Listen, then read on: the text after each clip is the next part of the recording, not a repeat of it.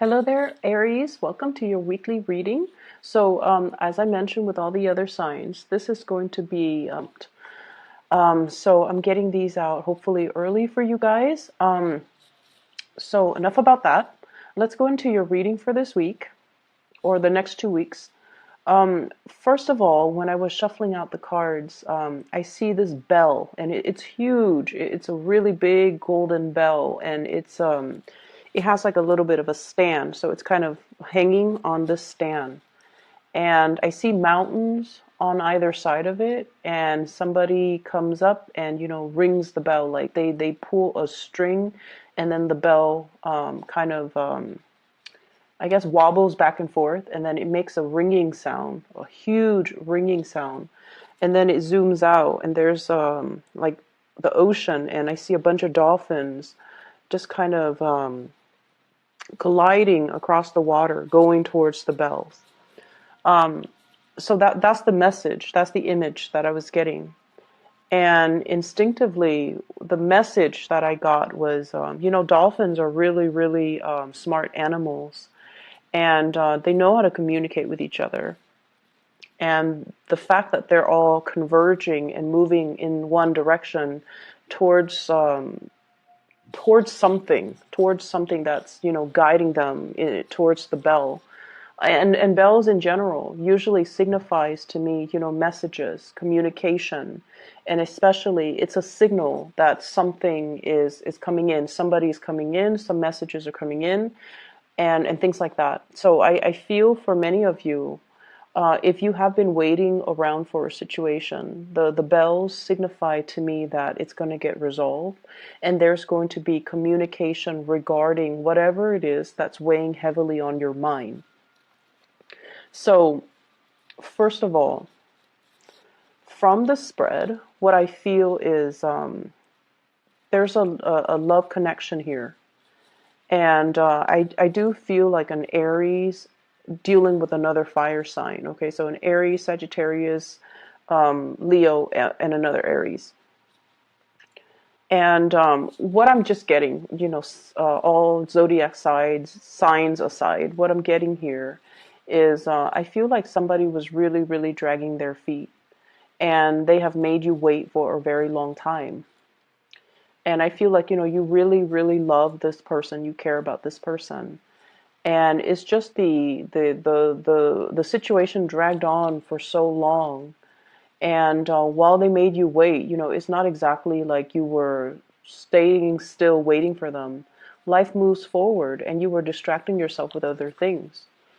And whenever they, decide to come around, then you would engage with them in conversation. But it just seems like there was a situation that really didn't get off the ground. Like it just didn't have the chance or the opportunity or whatever circumstantial,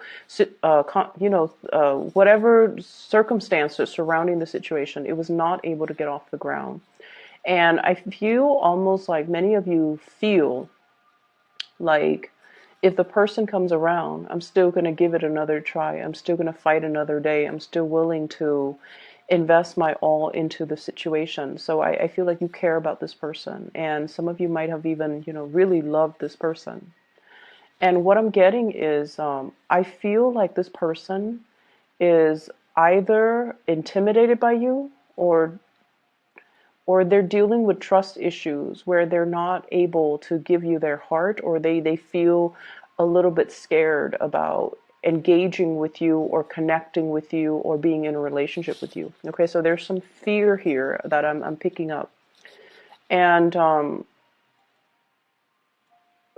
if this is a person that you're linked up with, like via social media, they're looking at your images, they're looking at your pictures, and they might feel like, oh, wow, the Aries has a lot of suitors around them. You might, for example, if you're heterosexual and you're male, you might take a lot of pictures with a lot of women. Okay, these could be cousins, these could be friends, these could be coworkers, they could just be, platonic friends.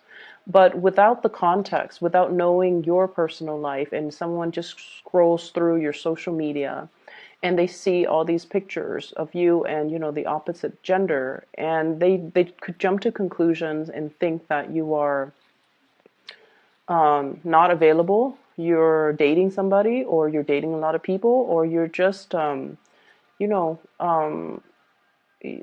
you're just dealing with a lot of people. So that's why they're a little bit skittish. Okay. I'm also seeing some men. So for those of you who are women and you are dating men, I'm seeing some of the men looking at your social media, and I feel something like there's a very provocative energy. So I don't know if you are taking pictures that are a little bit provocative, like you're not wearing a lot of clothes, or you're wearing, like, you know, plunging necklines, and they're looking at that, and I feel almost like they're just kind of shocked. Okay, like they didn't expect that. I'm also seeing that for them.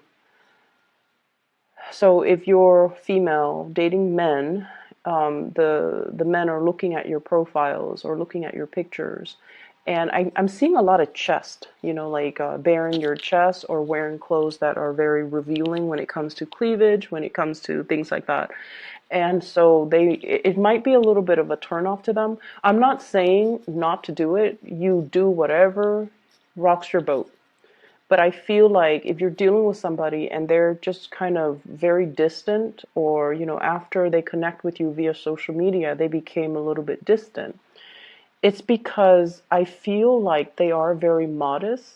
I'm seeing somebody who is a little bit more conservative, a little bit more modest when it comes to their bodies, when it comes to, you know, sexuality, when it comes to like what to reveal to the public. So for example, they might even think that, you know, wearing a bikini and showing that to the world is not appropriate. So that's how modest they are. Or they might even feel like, you know, showing a lot of legs, or showing a lot of cleavage, or showing a lot of arms, like whatever it is, I feel like there's something about somebody looking at pictures of you, and then being a little bit kind of like, oh, I'm not really sure if that's appropriate. So that's what I'm getting. Then I also feel like if you're posting pictures with a lot of other people, they might hesitate, and they might even think that you're, you know, not. They might even feel like you're not single, and so they might not want to pursue things. This person is quite a catch in your eyes. I feel like you really like this person, and you like the fact that, you know, they're very serious minded is what I'm getting. Like they're all about, you know, they communicate very well. I feel like they're intelligent. They're very self-sufficient. They're very financially stable. They're a good person. Like you, it would be, you know, somebody that you want to take home to meet the parents. You want to bring around your siblings. You wouldn't mind bringing around your kids. Like it's someone who's very solid, who's family oriented. There's a sense of modesty about them that you find very refreshing. And I feel like this person is a very good catch. And that's why you're just like, if they engage with me, if they show me their intentions, or if they come back, then I definitely would give it another go. But in the meantime, I definitely feel like, you know, you're not keeping yourself stuck just waiting in suspension for this person to make up their mind. So there is a slowness here. It can be a little bit frustrating. And I also feel like, you know, if someone makes you wait for so long and they're not giving you like clear, concise messages, or clear and concise direction or intentions, it can feel like the love is starting to kind of trickle out. Okay. It's like it's running low on love, it's running low on passion. But I feel like you're still willing to give this another go. Um, I'm also feeling as well, for some of you, especially if you share children with, you know, an ex. There are situations here where I feel my advice for you is, you know, don't be on the defensive when communicating with the ex. Don't be on the defensive when trying to split up responsibilities. You know, for example, the child, your child might want to kind of work out the details, and I would say early on, and then stick to them. So, don't wait until the last minute to try to scramble and try to figure out what to do, because by that time I feel like you would have already, like invited guests or planned something, and then they kind of put a little bit of a wrench in the works when it comes to your plans. Okay, so I do see co-parenting issues coming into the picture, especially if you have children under the age of 10. I feel like it can be a source of contention between you and another person. I almost feel as well, there could be, like you and an ex that chipping in. So this is a smooth energy, chipping in to get something very expensive for the children. Okay, so that's like compromising. Somebody might say, the child might need this really expensive item, and you're just like, I don't think that's a good idea, because you're like, they don't need it. They're too young for that. But I feel like there's going to be a compromise reach. Okay, so either way, it's going to be smooth out. So, once again, don't be on the defensive. Ask them follow-up questions. A lot of the times when we have strong opinions about something, so for example, if you have a 4-year-old and your ex suggests, let's get an iPad. I'll chip in half, you chip in half, and you're like, automatically your instinct is like, what does a 4-year-old do with an iPad? Why would a 4-year-old need an iPad? Why would someone even suggest that a 4-year-old gets an iPad? And so your defenses or your thoughts are overriding, just that your emotions pretty much. And I feel like the way that you ask the question, like what are you thinking? Um, Ask them follow-up questions. Just even ask them like, don't you think our child's a little bit too young for electronics? Or I'd rather not have my child be distracted with electronics. I'd rather, them play outside, or, we spend more time with them doing arts and crafts and things like that. So verbalize things. Don't jump to conclusions. Just hear the other side out, okay? And we have to really practice doing that. A lot of the times we have really strong opinions about certain things, the way things should be or should not be. And when somebody kind of puts that into question, I feel like we tend to cut them off or cut off that line of inquiry, when in fact we should explore. Why do you think it's so? Or why do you think, the child needs that? Or why do you think that's a good idea? So ask follow-up questions. And I feel like you're going to arrive at a different way of thinking, or you're going to at least understand where they're coming from. Okay, so I feel there's an element here where we kind of need to let our guard down when we communicate, so that we don't jump to conclusions, don't automatically assume the worst, or, don't, I guess, like, impose ourselves in that situation and not let the other person have their say, or not hear the other person's point of view. Okay, so as a generic message, it just signifies to me that compromise is going to be important. Um, what I feel as well is there's going to be, I see like a lot of people with extended families. You might, for example, your parents might be divorced as well. And, mom has a new family, dad has a new family. You might even have your new family. So there are just so many gatherings. I feel like you're traveling a lot. You're traveling, trying to appease everybody. I don't see you doing it in a stressful manner. I feel like it's well planned out. So I don't see you, like going to mom's at 2 and then scrambling to get to dad's family at 5. I don't see that. But I do feel like there's a lot of travel, a lot of movement, a lot of things happening, and lots of family gatherings that you have to go to. And it's a yearly thing. So I feel like you've already got the system worked out. You've already got your routine, and everything is pretty much planned out. So I definitely see like generations, at least 3 generations, grandparents. There might be the grandparents, the parents, and then you, or you might have your own children. So it's the children, you, and then your parents. But I see like lots of different households.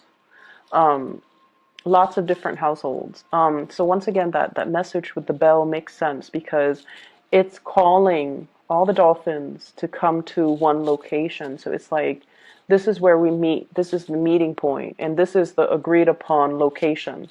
But I see them swimming, so they're moving across, long distance too, long distances in order to be there, in order to be at this exact location at that specific time when the bells ring. Um, the other thing I'm sensing as well in this spread is for those of you who are single, there is definitely, oh, there's definitely somebody who's very, very, very attracted to you. Okay, so for those who are single, what I have here is a really, really attractive man. So I'm feeling like there's an attractive man. Well, he shows up here as the King of Wands. Once again, the cards can be, either gender. But look at this guy. He's really, really attractive. He's very attractive, and the energy that I pick up from this man, the energy I pick up from this person, is that they're really looking at you, like they're checking you out. They're looking at you with a lot of inappropriate thoughts. Okay, so like they like what they see. They definitely want to be intimate with you. That's what I'm feeling. So let me just try to unpack this. So because I feel like the circumstances could be different. So I feel like this is possibly a fire sign, Sagittarius, Aries, or Leo. This is someone that is a little bit like outdoorsy. They like to do things outdoors. They like camping, fishing, shooting guns, even going to going hiking. They're very, very athletic, possibly, and they might be into sports. I also see somebody who likes guns, like shooting guns outdoors or indoors or whatever it is. I'm also feeling somebody who might be in some type of a law enforcement capacity. Okay, so they might wear a uniform, they might wear a gun to work, they might have handcuffs. They are just very, very alpha. Their energy is really strong. They're physically strong. And I feel like they're really very attractive. For those who are single watching this, I'm sensing that, you might have gotten out of a relationship, okay? And I feel like you might have children. You might have gotten out of a relationship. You're doing the co-parenting thing with your ex. And you're just like, I don't want to be bothered. I want to take care of the kids. I want to just, do me, focus on me, climb the corporate ladder. I feel you guys are dressed really, really nice. So I'm seeing people wearing suits. I'm seeing people like you guys, Aries. I'm seeing people wearing suits, wearing silk blouses, high heels. Like you work in an environment that is also very corporate. Okay. And you go through your motions, and you keep to yourself. I feel you're friendly with people, but you're not overly flirtatious. And I feel like that person is really, really liking what they see. They really like you. They're very attracted to you. They do want to get intimate with you. Okay, and I feel if they've been holding back, you might want to check to see if they're wearing a wedding ring, because I feel like they might be in another relationship, like a serious relationship. Either they're engaged, or they're wearing a wedding band, an engagement band, or they are married. And it's almost like they can. You feel it too when you're around this person. I do see like really, really strong magnetism with this person, and it's almost like they're undressing you with their eyes. It's very inappropriate. Or I don't think they're being inappropriate, but like you can feel it because their desire is very strong. But I feel like they hold back because they're in another relationship. Okay, so I see the single Aries, and I see this person who's really attracted to you. But once again, the person is sitting down, holding back, not really making a move. And even though they feel the passion and the chemistry really, really strongly, we have here Ace of Wands. And we also have a relationship here, Four of Wands. I also feel like for those of you who are in a relationship, you might be, the energy could be flipped too. You could be feeling very attracted to another person. And this person, they dress really well. There's something about the way that they dress. They look very regal, like they look very put together. Um, they're very like, especially it's almost like they look like a model. They look like somebody out of a magazine. They dress well. All their clothes are tailored. And everything fits perfectly right the way that it should. Like they look really put together. And you're really attracted to this person. And I feel like they are attracted to you too. And there's like communication between the two of you. And I feel like the communication is very official in nature. This person is holding a falcon. And so I feel like they have really, I don't know why, but they have really, really high standards, okay? They're not just looking for a pigeon. The pigeon would signify like the communication back and forth. That is a little bit more mundane, a little bit more common. This is a falcon. This is a rare bird. This is a rare species, and this is somebody who likes the exotic. Okay, so I feel like they're very, very picky about who they get involved with. And the Nine of Pentacles is usually the bachelor or the bachelorette. It's somebody who's single, and until they are 100% sure that they want to be with somebody, that's when they're going to stop being single. Okay, so it's like somebody with high standards. Um, their energy is a little bit like, I'll focus on me for now, and if whoever decides to come in, I'm going to, like, I'll believe it when I see it. So they're not naive. They're not going to take things at face value. They've got lots of things they're focusing on. They're very financially independent. They don't need anybody to take care of them. And I feel like, they're just happy being on their own. And this is somebody that you definitely really like, and you want to bring home to, to meet the family. And so there is that element here about really strong attraction between two people. For some of you, I feel like you could be dealing with a Cancerian person. Um, and then others, I feel like a very strong fire sign, Sagittarius, Aries, Leo.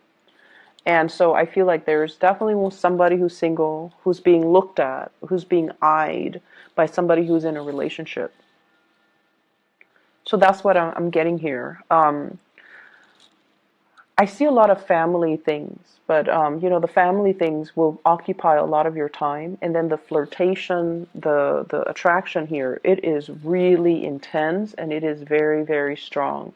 It's it's really, really strong. It's like jumping out at me, where there's somebody with a lot of pheromones, like they're emitting pheromones, and they want you to know how they feel. But I feel like they're trying to do the right thing, and they're not trying to. Um, they're not trying to step out of the relationship. I feel like they're not purposely doing that, okay? So that is all that I have for you here, Aries. I hope the reading is helpful for you guys. And